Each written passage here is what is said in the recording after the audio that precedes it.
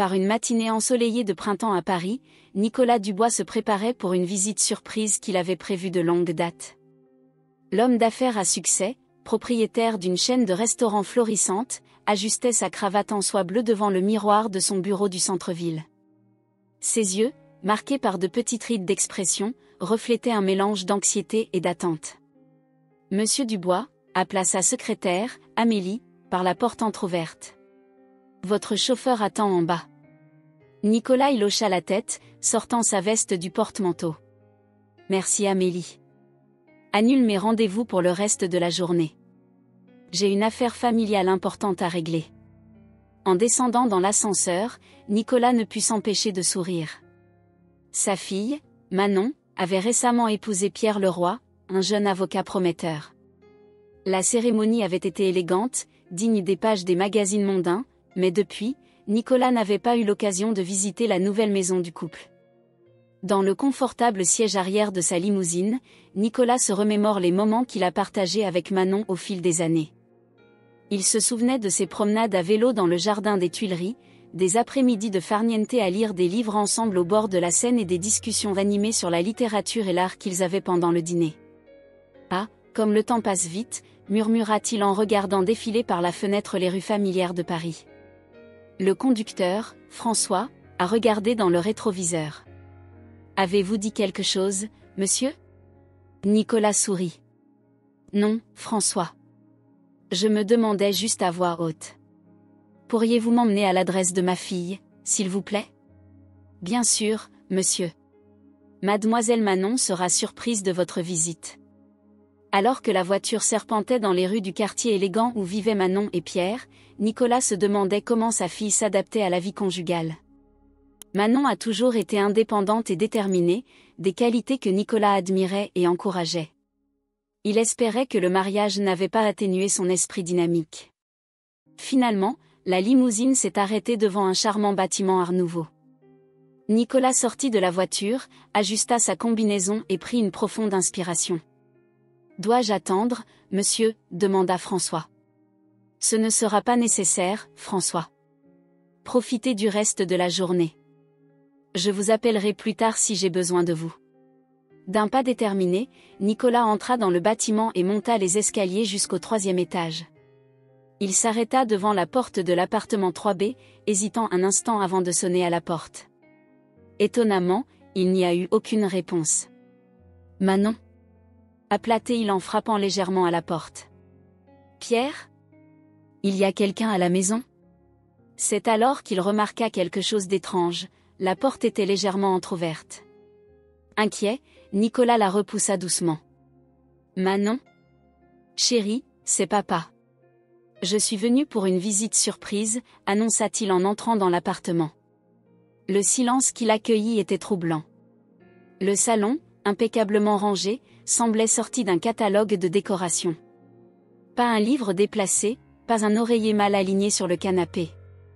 Nicolas fronça les sourcils, se rappelant à quel point la chambre de Manon était autrefois un chaos créatif de livres, de pinceaux et de toiles. « Manon ?» appela-t-il à nouveau, sa voix résonnant dans le couloir. En traversant l'appartement, Nicolas remarqua d'autres détails inhabituels. Il n'y avait aucune photo sur les murs, aucune touche personnelle indiquant qu'il s'agissait de la maison de sa fille artistique et expressive. Tout semblait stérilisé.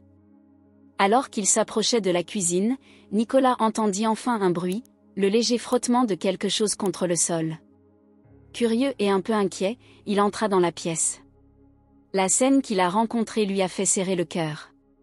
Manon était à genoux sur le sol de la cuisine, frottant vigoureusement le carrelage avec une brosse.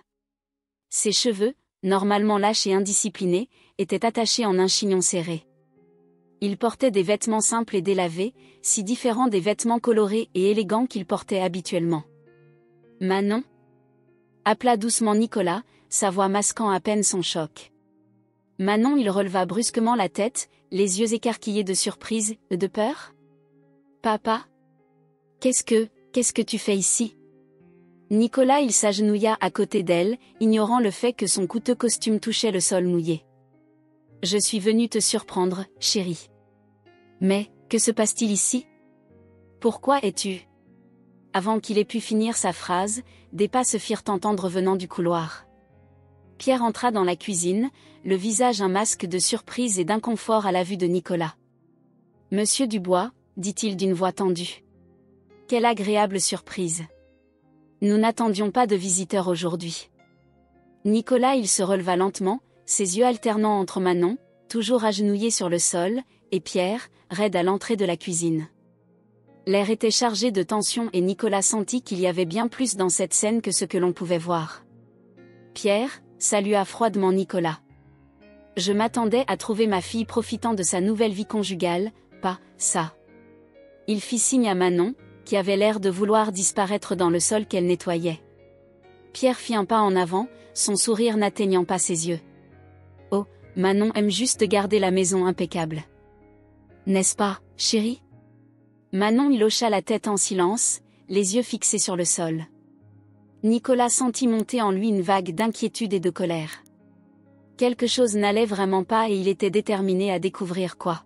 « Manon, chérie, dit doucement Nicolas en lui tendant la main pour l'aider à se relever. Pourquoi n'irions-nous pas au salon ? J'aimerais parler avec toi et Pierre de ce qu'ont été ses premières semaines de mariage. » Manon il hésita, jetant un rapide coup d'œil à Pierre avant d'accepter la main de son père. Nicolas remarqua le tremblement de ses doigts et la façon dont elle évitait de le regarder directement, lui ou Pierre.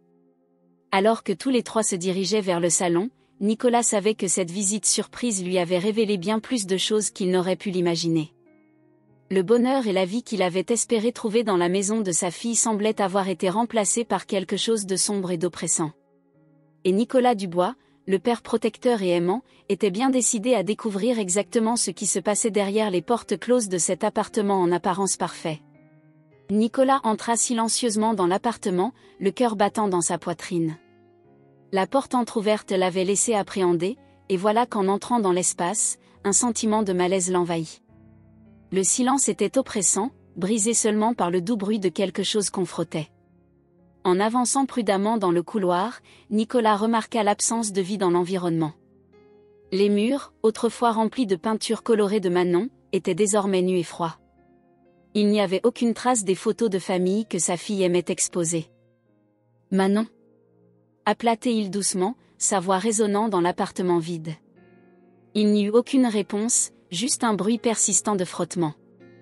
Nicolas suivait le bruit, ses pas étouffés par la moquette impeccable. Alors qu'il s'approchait de la cuisine, une forte odeur de produits d'entretien envahit ses narines. S'arrêtant à l'entrée, Nicolas se figea devant la scène devant lui. Manon, sa fille autrefois pleine de vie, était à genoux sur le sol de la cuisine. Ses longs cheveux bruns, normalement lâches et ondulés, étaient attachés en un chignon serré. Il portait des vêtements simples et délavés, si différents des vêtements colorés et artistiques qu'il portait habituellement. Manon frottait le sol avec une intensité presque frénétique, ses mouvements étaient mécaniques et répétitifs. Ses mains, autrefois délicates et toujours tachées d'encre, étaient désormais rouges et rugueuses. « Manon » Nicolas appela encore, la voix tremblante d'inquiétude. Sa fille leva brusquement la tête, les yeux écarquillés de surprise, de peur. « Papa ? Qu'est-ce que tu fais ici ?» Nicolas s'approcha lentement, comme s'il avait peur de lui faire peur. « Je suis venu te surprendre, chérie. »« Mais, qu'est-ce qui se passe ici ?» Manon baissa les yeux, ses mains serrant nerveusement la serpillière. « Je fais juste le ménage, papa. La maison doit être parfaite. » Nicolas s'agenouilla à côté d'elle, ignorant l'humidité qui commençait à tacher son coûteux costume. « Manon, regarde-moi. Pourquoi tu fais ça ? Où est Pierre ?» Avant que Manon ne puisse répondre, des pas précipités se firent entendre venant du couloir. Pierre entra dans la cuisine, le visage mêlé de surprise et d'irritation à peine dissimulée. « Monsieur Dubois » dit-il en se forçant à sourire. « Quelle agréable surprise. Nous n'attendions pas de visiteurs aujourd'hui. » Nicolas se releva lentement, ses yeux ne quittant jamais le visage de Manon. « Pierre » salua-t-il froidement. « Puis-je savoir pourquoi ma fille est à genoux en train de frotter le sol comme si sa vie en dépendait ?» Pierre haussa les épaules, son sourire n'atteignant pas ses yeux. « Oh, Manon aime juste garder la maison impeccable. N'est-ce pas, chérie ? Manon hocha la tête en silence, les yeux fixés sur le sol. Nicolas sentit monter en lui une vague de colère. Quelque chose n'allait vraiment pas et il pouvait sentir la peur émanant de sa fille. Manon, dit doucement Nicolas, lui tendant la main pour l'aider à se relever. Pourquoi n'irions-nous pas au salon? J'aimerais vous parler, à toi et à Pierre. Manon hésita, jetant un rapide coup d'œil à Pierre avant d'accepter la main de son père. Nicolas remarqua le tremblement de ses doigts et la façon dont elle évitait de le regarder directement, lui ou son mari. Alors que les trois se dirigeaient vers le salon, le silence était palpable. Nicolas a observé attentivement les interactions entre Manon et Pierre, remarquant à quel point sa fille semblait rétrécir en présence de son mari. La découverte de Nicolas cet après-midi-là allait bien au-delà du simple fait de trouver Manon en train de faire le ménage de manière obsessionnelle. Il avait découvert chez sa fille un changement profond, une soumission et une peur qu'il n'avait jamais vue chez elle auparavant. Et alors qu'ils étaient assis dans le salon impeccablement rangé, Nicolas savait que cette visite surprise lui avait révélé quelque chose de bien plus sombre qu'il n'aurait pu l'imaginer. Nicolas inspira profondément, essayant de contenir la colère qui bouillonnait dans sa poitrine. Le silence dans la pièce était oppressant, brisé seulement par le tic-tac de l'horloge accrochée au mur. Manon était assise raide sur le canapé, les yeux fixés sur ses mains tremblantes, tandis que Pierre restait debout, une silhouette imposante près de la cheminée. « Pierre, » commença Nicolas, d'une voix contrôlée mais pleine de tension, « j'exige une explication. » « Que se passe-t-il ici ?» Pierre redressa sa cravate, un sourire forcé aux lèvres. « Monsieur Dubois, je ne comprends pas votre inquiétude. » Manon ne faisait que des tâches ménagères, comme le ferait toute épouse dévouée. Nicolas sentit le sang bouillir dans ses veines. « Des travaux ménagers ? Ma fille était à genoux et frottait le sol comme si sa vie en dépendait. »« Ce n'est pas normal, Pierre. » Manon frissonna visiblement au son de la voix élevée de son père, un détail qui ne passa pas inaperçu auprès de Nicolas. Pierre fit un pas en avant, dans une position défensive. « Avec tout le respect que je vous dois, monsieur, ce qui se passe dans notre maison nous regarde. Manon aime que tout soit impeccable. N'est-ce pas, mon cher ?» Les yeux de Nicolas se tournèrent vers Manon, qui semblait vouloir disparaître sur le canapé. « Manon, » appela-t-il doucement. « Est-ce vrai ? Est-ce que tu aimes ça ?» Manon ouvrit la bouche pour répondre, mais Pierre l'interrompit. « Bien sûr qu'elle le sait. Manon connaît l'importance de maintenir un foyer convenable pour un avocat en devenir comme moi. » Nicolas se releva brusquement, sa patience atteignant ses limites. « Assez, Pierre. Laisse ma fille parler pour elle-même. » L'air dans la pièce devint encore plus tendu, l'animosité entre les deux hommes presque palpable. Manon les regardait tour à tour, la peur visible dans ses yeux. « Manon, » dit Nicolas en se tournant doucement vers sa fille, « s'il te plaît, dis-moi la vérité. Es-tu heureuse ici ?» Avant que Manon ait pu répondre, Pierre intervint de nouveau. « C'est ridicule. Bien sûr qu'elle est heureuse. Manon, dis à ton père que tu es heureuse. » Nicolas regarda avec horreur Manon, visiblement tremblante, ouvrir la bouche pour parler. Mais ce qui en sortit n'était qu'un murmure à peine audible. « Moi. » « Assez, » explosa Nicolas en se tournant vers Pierre. « Tu ne vois pas ce que tu lui fais ? Ma fille, qui a toujours été forte et indépendante, peut désormais à peine parler pour elle-même. » Pierre croisa les bras, son expression se durcissant. « Monsieur Dubois, je pense que vous exagérez. Manon va parfaitement bien. Peut-être feriez-vous mieux de partir maintenant. » Nicolas ignora Pierre, s'agenouillant devant Manon. « Chérie, dit-il doucement, tu n'es pas obligée de vivre comme ça. Si quelque chose ne va pas, tu peux me le dire. Je suis là pour toi. » Les yeux de Manon se remplirent de larmes et, l'espace d'un instant, Nicolas aperçut la fille qu'il connaissait. Mais ensuite, elle regarda Pierre, et la peur revint dominer ses traits. « Je pense que vous avez semé suffisamment de confusion pour aujourd'hui, » dit froidement Pierre. « S'il vous plaît, sortez de notre maison. » Nicolas se releva lentement, ses yeux ne quittant jamais le visage de Manon. « Ce n'est pas fini, Pierre, » dit-il d'une voix basse et menaçante. « Je ne laisserai pas ma fille dans cette situation. » Se tournant vers Manon, Nicolas dit doucement, « Je t'aime, chérie. Souviens-toi de ça. et si tu as besoin de moi, à tout moment, je serai là. Après un dernier regard d'avertissement adressé à Pierre, Nicolas quitta l'appartement, le cœur lourd d'inquiétude et de détermination. Il savait que cette confrontation n'était que le début. Quelque chose n'allait vraiment pas dans la vie de sa fille, et il était déterminé à découvrir exactement de quoi il s'agissait et comment il pouvait l'aider. Nicolas restait dans le couloir de l'immeuble, le cœur battant et l'esprit en ébullition. Il ne pouvait pas simplement s'en aller, pas après ce dont il avait été témoin. Avec une détermination renouvelée, il frappa à nouveau à la porte de l'appartement. Pierre l'ouvrit, le visage un masque d'irritation à peine contenu. « Monsieur Dubois, je pensais que nous avions terminé notre conversation. » « Non, Pierre, dit fermement Nicolas. Nous n'avons pas fini. Je dois parler à Manon. Seul. » Les deux hommes se regardèrent pendant un moment tendu avant que Pierre ne s'écarte à contre-séhur. 5 minutes, grommela-t-il. Nicolas entra et trouva Manon toujours assise sur le canapé, l'air petite et vulnérable. Il s'approcha prudemment, s'asseyant à côté d'elle. « Manon, ma chérie, commença-t-il doucement, nous sommes seuls maintenant. S'il te plaît, dis-moi ce qui se passe. » Manon releva la tête, rencontrant le regard inquiet de son père. Un instant, elle hésita et Nicolas vit le conflit dans ses yeux. Puis, comme un barrage qui se brise, les mots ont commencé à couler. « Papa, murmura-t-elle, la voix tremblante, je n'en peux plus. Pierre, il a changé. Depuis que nous nous sommes mariés, il est devenu autoritaire, exigeant. Rien de ce que je fais n'est assez bien. » Nicolas sentit son cœur se serrer. « Que veux-tu dire, ma chérie ?» Manon inspira profondément, les larmes commençant à couler. « Il exige que la maison soit toujours parfaite. Je passe des heures à la nettoyer, mais ce n'est jamais assez bien pour lui.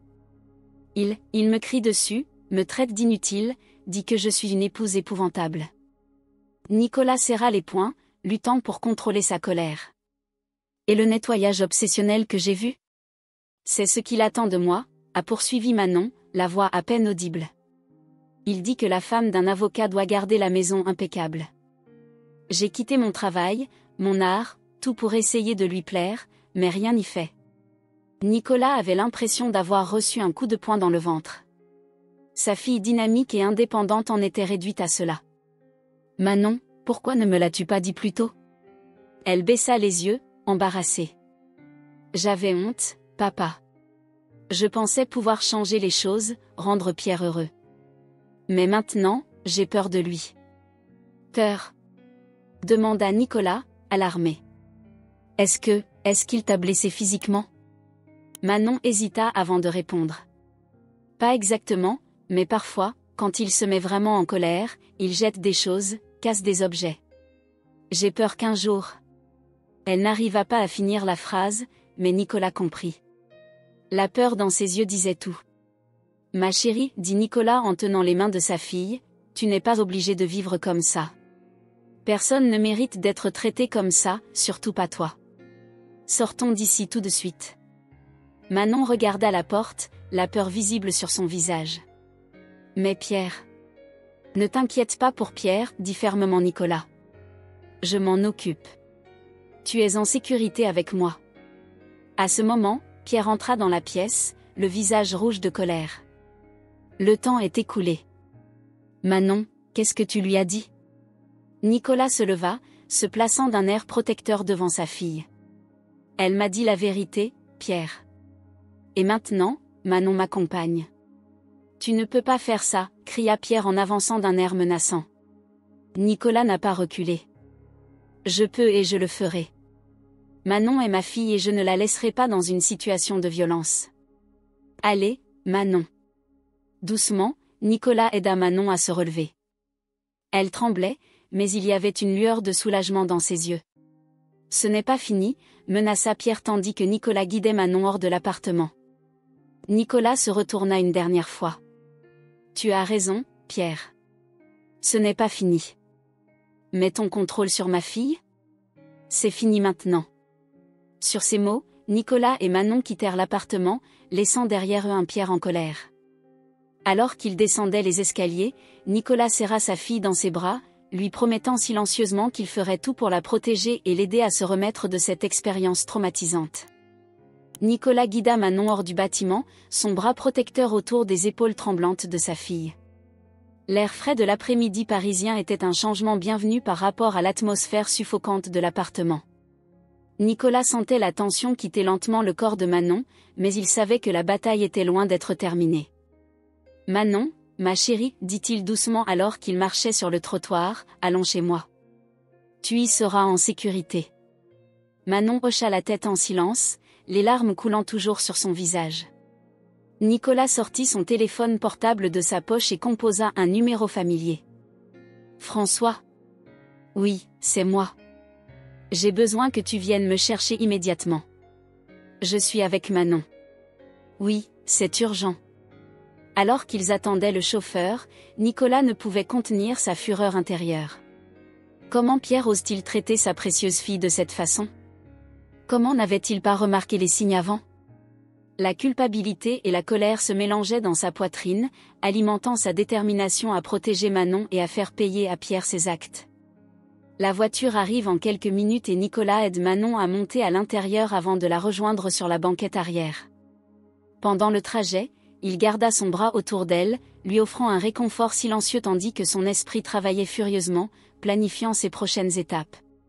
Lorsqu'ils arrivèrent au manoir du Bois, Nicolas emmena Manon directement dans la chambre d'amis qu'elle utilisait habituellement lors de ses visites. « Repose-toi, ma chérie, dit-il doucement. Je serai là dans la pièce si tu as besoin de moi. » Dès que Manon fut à l'aise, Nicolas se rendit à son bureau en fermant la porte derrière lui. Il décrocha le téléphone et composa le numéro de son ami de longue date, Antoine Lefebvre, l'un des avocats les plus respectés de Paris. « Antoine ? C'est Nicolas. J'ai besoin de votre aide de toute urgence. Il s'agit de Manon. » Nicolas expliqua rapidement la situation, la voix tremblante d'émotions réprimées. Antoine écoutait attentivement, posant occasionnellement des questions pour clarifier des détails. « Mon Dieu, Nicolas, » dit Antoine lorsque Nicolas eut fini. « C'est terrible. Ne vous inquiétez pas, nous allons nous en occuper. Tout d'abord, nous devons assurer la sécurité de Manon. Je suggère que nous demandions immédiatement une ordonnance de protection. » Nicolas accepta, se sentant un peu soulagé d'avoir un plan d'action. « Et le divorce ? Nous nous en occuperons aussi, » a assuré Antoine. « Mais une chose à la fois. D'abord, la sécurité de Manon. Je préparerai les documents nécessaires et nous les déposerons aujourd'hui. » Après avoir raccroché, Nicolas se rassit sur sa chaise, épuisé émotionnellement. Il savait que les prochains jours seraient difficiles, mais il était déterminé à faire tout ce qui était nécessaire pour protéger sa fille. Nicolas se leva et se dirigea vers le bar situé dans un coin du bureau et se servit un verre de whisky. Alors que le liquide ambré lui brûlait la gorge, il se jura de faire payer à Pierre chaque larme versée par Manon. Un léger coup à la porte interrompit ses pensées. « Papa ?» appela la voix hésitante de Manon. Nicolas posa le verre et alla ouvrir la porte. Manon se tenait là, l'air perdu et vulnérable dans son pyjama emprunté. « Viens ici, ma chérie, » dit Nicolas en ouvrant les bras. Manon se jeta sur eux en sanglotant silencieusement contre la poitrine de son père. « Ça va aller, Manon, » murmura-t-il en lui caressant les cheveux. « Je promets que je prendrai soin de toi. Tu es en sécurité maintenant. » En réconfortant sa fille, Nicolas sentit sa détermination se renforcer. Il ferait tout ce qui était nécessaire pour aider Manon à se rétablir et à reconstruire sa vie.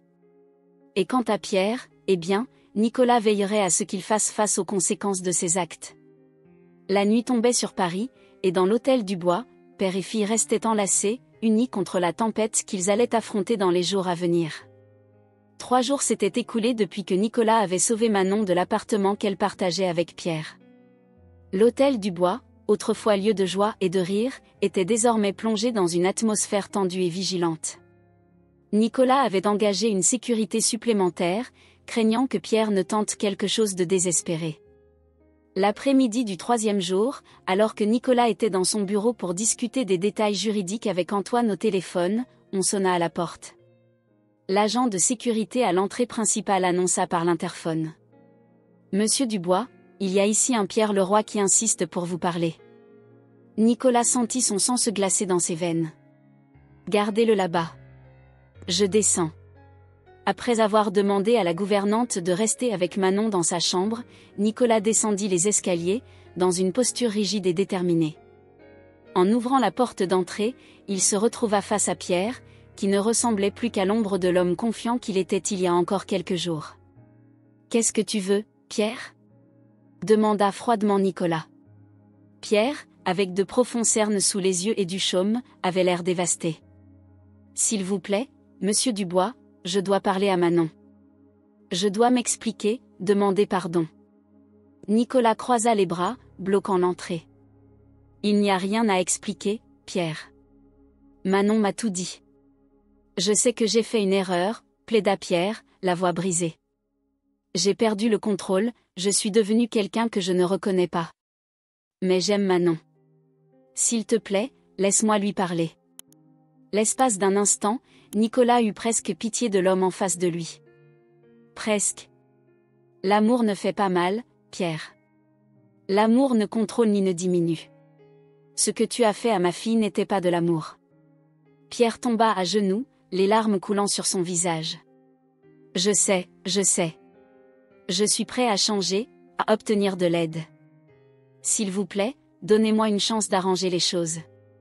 Nicolas regardait l'homme brisé devant lui, ressentant un mélange de mépris et de pitié. Pierre, tu as eu ta chance. Maintenant, c'est trop tard. À ce moment, une voix douce vint de derrière Nicolas. Papa? Que se passe-t-il? Nicolas se tourna pour voir Manon debout dans le hall d'entrée, les yeux écarquillés à la vue de Pierre. Manon, s'exclama Pierre en essayant de se relever. S'il te plaît, pardonne-moi. Je t'aime, je peux changer. Manon recula d'un pas, s'éloignant instinctivement de Pierre. Nicolas s'interposa immédiatement entre eux. Manon, tu n'es pas obligé de lui parler si tu ne veux pas, dit doucement Nicolas. Manon regarda son père puis Pierre, une bataille claire dans ses yeux. Finalement, elle parla, d'une voix tremblante mais ferme. Pierre, ce que nous avions n'était pas de l'amour. C'était du contrôle, c'était de la peur. J'ai perdu qui j'essayais de te plaire, et je ne peux plus vivre comme ça. Pierre sanglotait ouvertement. Manon, s'il te plaît. On peut recommencer, je te promets que je vais me changer. Manon secoua tristement la tête. Non, Pierre. C'est fini. Je mérite mieux, je mérite d'être heureux et libre. S'il te plaît, va-t'en. Sur ces mots, Manon se retourna et monta les escaliers, laissant derrière elle un Pierre dévasté et un Nicolas soulagé. Nicolas se tourna vers Pierre. Tu as entendu ma fille. Va-t'en, Pierre. Les avocats te contacteront pour le divorce. Pierre, vaincu, se releva lentement. Cela ne peut pas être la fin, murmura-t-il. Mais ça l'est, répondit fermement Nicolas. Au revoir, Pierre. Tandis qu'il regardait Pierre s'éloigner, tête baissée, Nicolas sentit un poids quitter ses épaules. La bataille n'était pas complètement gagnée, mais c'était une étape importante. Manon avait retrouvé sa voix et Nicolas savait qu'avec du temps et du soutien, elle se rétablirait et redeviendrait la femme forte et indépendante qu'elle avait toujours été. Fermant la porte, Nicolas monta à l'étage pour consoler sa fille, reconnaissant de la tournure des événements et déterminé à aider Manon à reconstruire sa vie, libre du contrôle et de la peur que Pierre lui avait imposée. 2 semaines se sont écoulées depuis l'affrontement au manoir du Bois. L'automne parisien a peint les rues de tons dorés et rouges, reflétant le changement qui s'opérait dans la vie de Manon. Par cette matinée ensoleillée, Nicolas, Manon et Antoine, l'avocat de la famille, se sont retrouvés dans le bureau de Nicolas pour une conversation décisive. Antoine, avec sa serviette en cuir usé, étalait quelques documents sur la table en acajou. « Eh bien, j'ai de bonnes nouvelles », commença-t-il en ajustant ses lunettes. Le juge a accordé l'ordonnance de protection contre Pierre. Il ne peut s'approcher de Manon ni la contacter d'aucune façon. Manon poussa un soupir de soulagement, ses épaules visiblement détendues. Nicolas serra doucement la main de sa fille, lui offrant un soutien silencieux. « Et le divorce ?» demanda Nicolas, la voix tendue. Antoine feuilleta quelques papiers. « Nous faisons des progrès. Compte tenu des circonstances et des preuves que nous avons recueillies, je suis confiant que nous parviendrons à un règlement favorable pour Manon. Pierre n'est pas en mesure de formuler beaucoup d'exigences. Manon, jusque-là restée silencieuse, finit par parler. Sa voix, autrefois timide et hésitante, portait désormais une nouvelle force. Je ne veux rien de lui. Je veux juste retrouver ma liberté. Nicolas regardait sa fille avec fierté. Au cours des dernières semaines, il avait vu Manon sortir lentement de la coquille dans laquelle Pierre l'avait enfermée. Elle avait repris sa peinture, passant des heures dans l'ancien atelier du manoir, exprimant ses émotions à travers des couleurs vibrantes sur toile. « Je comprends, Manon, dit doucement Antoine. Et nous allons nous en assurer. Mais il est également important de nous assurer que vous êtes protégés financièrement. » La discussion s'est poursuivie pendant encore 1 heure, Antoine expliquant les prochaines étapes juridiques et les complications possibles. Lorsqu'il lui a finalement dit au revoir, promettant de rester en contact constant, Nicolas et Manon se sont retrouvés seuls dans le bureau. « Comment te sens-tu, ma chérie ?» demanda Nicolas en surveillant attentivement sa fille. Manon regarda par la fenêtre et contempla le jardin en contrebas. « C'est étrange, papa. D'un côté, je ressens un énorme soulagement. De l'autre, il y a des moments où j'ai encore peur. Peur que Pierre apparaisse, peur que tout cela ne soit qu'un rêve et que je me réveille. » De retour dans cet appartement, Nicolas se leva et serra Manon dans ses bras. « C'est compréhensible, mon amour. Tu as vécu quelque chose de traumatisant. Mais je veux que tu saches que je suis toujours là pour toi. Et avec le temps, cette peur diminuera. » Manon hocha la tête, des larmes silencieuses coulant sur ses joues. « Merci, papa. Je ne sais pas ce que je ferais sans toi. » À ce moment, la gouvernante frappa doucement à la porte. « Mademoiselle Manon ? Votre thérapeute est arrivé pour la séance. » Manon sourit légèrement. « Merci, Margot. J'arrive. » Se tournant vers Nicolas, elle dit, « C'est une autre chose pour laquelle je suis reconnaissante, papa.